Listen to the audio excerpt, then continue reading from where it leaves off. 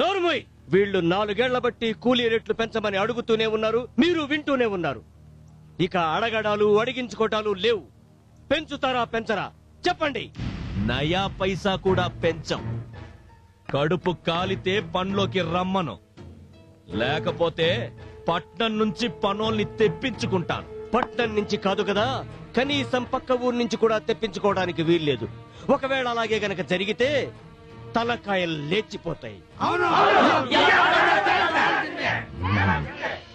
సత్యాగ్రహంలో గాంధీజీ లాంటి సత్యమూర్తి గారు జీవితంలో మొదటిసారిగా సుభాష్ చంద్రబోస్ లా కనబడుతున్నారండి. మ్యాటర్ పెద్దది కాకముందే వాళ్ళు అడిగిన దానికి మనం ఒప్పేసుకుంటే బెటర్ అండి. అంటే నన్ను వెనక్కి పోమంటావా? మీరు వెనక్కి వెళ్ళకపోతే చేతికొచ్చిన 1000 ఎకరాల పంట ఎండిపోద్దే. అంతయ్యా, అందరూ ఇలా వచ్చారు? అబ్బే ఏం లేదయ్యా. నాకు అర్థమైందయ్యా. భూములు వస్తాయా రావా అనేగా. తప్పకుండా వస్తాయి. పట్నం నుంచి నేను ఆ శుభవార్త తీసుకునే వస్తాను. బాబుగారు మన తూర్పు పొలంలో ట్రాన్స్ఫారం కాలిపోయిందండి. అరే, ఇప్పుడు నీళ్ళు అయిపోతే పంట దెబ్బతింటుంది. హరి, నువ్వు ఇక్కడే ఉండి ఆ పని చూడు. మరి మీతో నాకేం పర్వాలేదు, ముందు నువ్వు వెళ్ళి ఆ పని చూడు. నాకు టైం అయింది, నేను బయలుదేరుతాను. మంచిదండి. మీరు సంతోషంగా ఉండండి అయ్యా. అనుకున్నది అనుకున్నట్టుగా జరిగి తీరుతుంది. బాబుగారు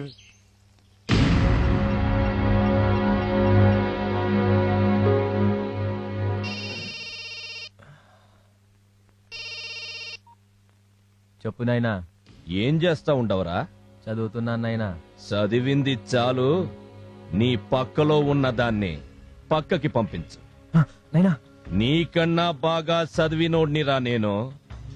దాన్ని పంపించు.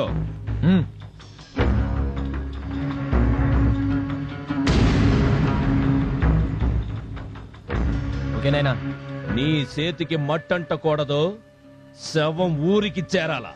అట్టాగేనైనా.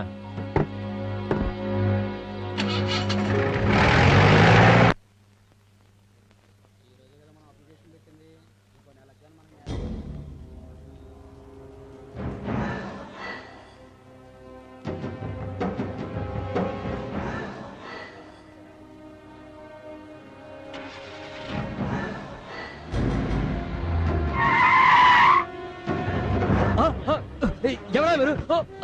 ఏంటి దౌర్జన్యం?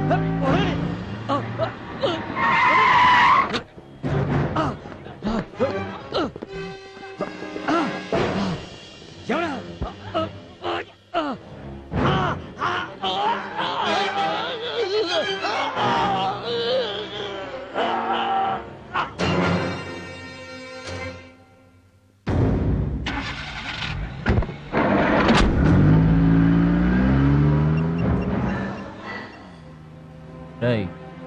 వ్యాన్ వెనక DCM పంపరా.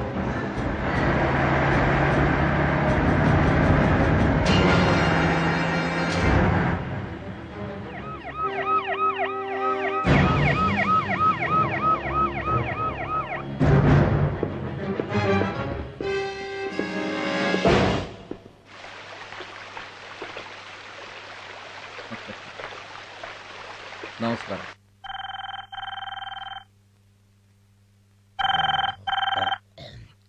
Hello, SI Shankar here. నమస్తే శంకర్ గారు. నేనండి ఒంగోలు 2 టౌన్ ఎస్ఐని. సత్యమూర్తిని మీ ఊరు అతనంట రోడ్ యాక్సిడెంట్ లో చనిపోయాడు. వచ్చి డెడ్ బాడీని హ్యాండ్ ఓవర్ చేసుకోండి. ఓకే. ఉంటానండి.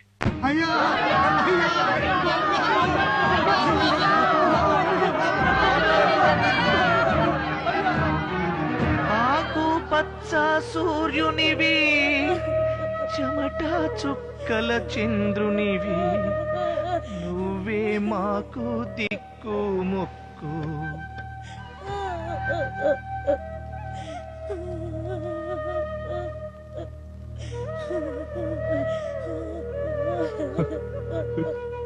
బావా, నేను ఏం తప్పు చేశానని నన్ను వదిలేసి వెళ్ళిపోయావు బావా.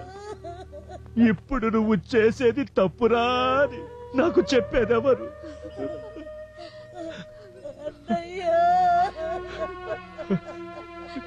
ఊరుకోమ్మా. తోడ పుట్టిన దానివైన నిన్ను, బావగారిని నా ఇంటికి తీసుకెళ్ళి నా చేతులతో బట్టలు పెడదామనుకున్నాను.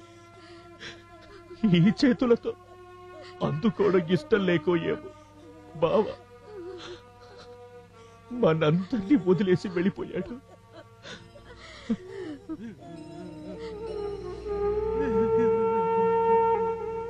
హరి, జరగాల్సిన పనులు చూడు బాబు.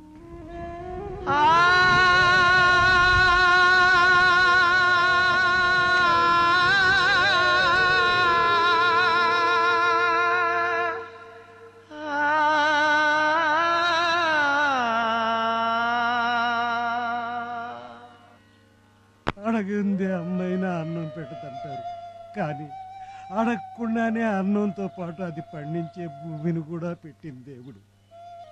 ఎంతసేపు మీరు బాగుండాలి, ఈ ఊరు బాగుండాలి అంటూ మా కోసం, ఈ ఊరి కోసం తన ఆయుష్ కూడా పోసి వెళ్ళిపోయాడు బాబు.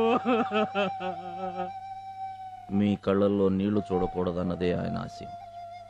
మంచితనం ఎక్కువైతే మనిషి దేవుడవుతాడంటారు. హరిబాబు పోస్ట్.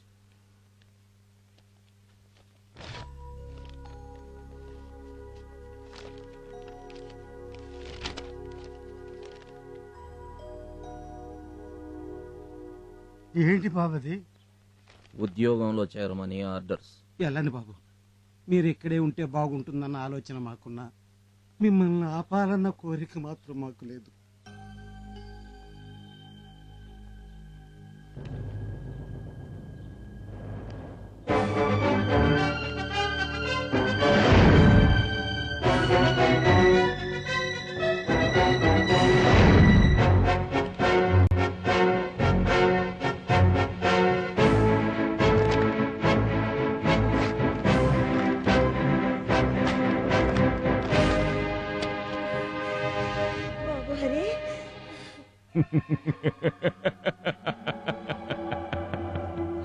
మనకి ఊళ్ళో అడ్డు లేకుండా పోయింది.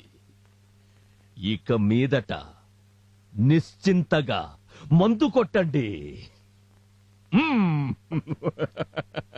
ఏం పోయిందండి? ఏకదేశం అనుకుంటే మేకొచ్చి కూర్చుంది. ఏందిరా?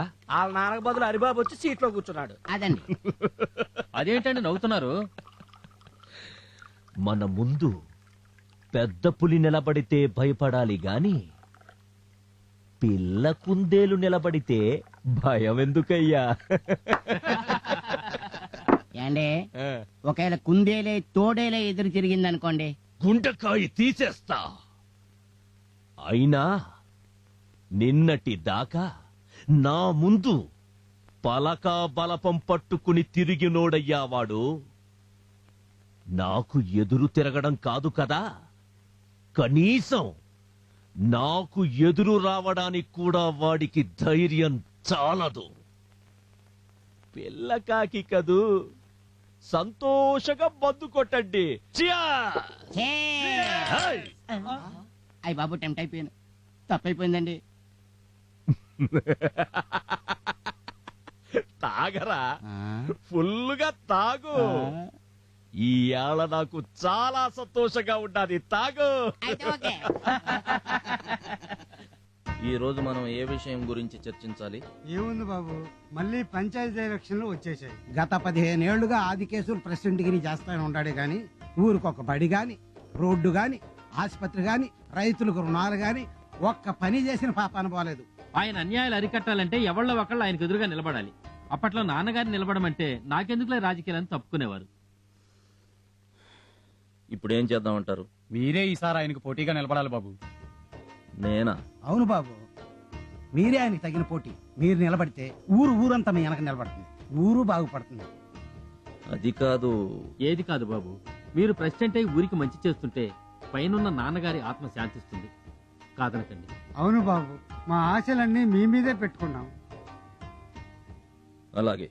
అయ్యా ఆదికేశవులు గారు, అయ్యా కొంపలు అంటుకుంటున్నాయ్యా. ఏం మాట్లాడుతుంటావురా? హరిబాబు వాళ్ళ తండ్రి పోస్ట్ లోకి వచ్చాడా? ఫోన్లే పిల్లకక్కదని ఊరుకున్నారా? ఇప్పుడు ఏమైనాదిరా? ప్రెసిడెంట్ పదవికి ఈసారి హరిబాబు మీకు పోటీగా నిలబడుతున్నాడు. నోర్మోయ్! ఇల్లు అలకగానే పండుగ కాదు, రాజకీయం అంటే సంకలో పుస్తకాలు పెట్టుకుని కాలేజీకి పోవడము కాదు. ఇది పావుల పుట్ట, ఇందులో విషనాగులే బతుకుతాయి.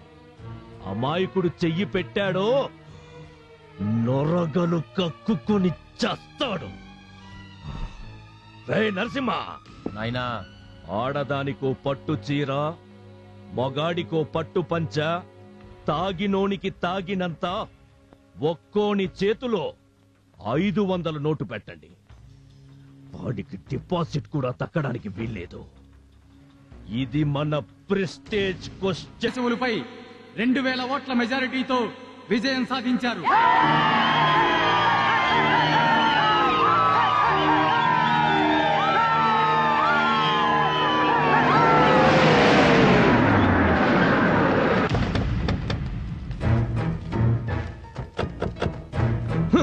పట్టు చీరలు, పట్టు పంచలు, పచ్చ నోట్లు, తాగినోనికి తాగినంత, తిన్నోడికి తిన్నంత పెట్టినాడు కదరా.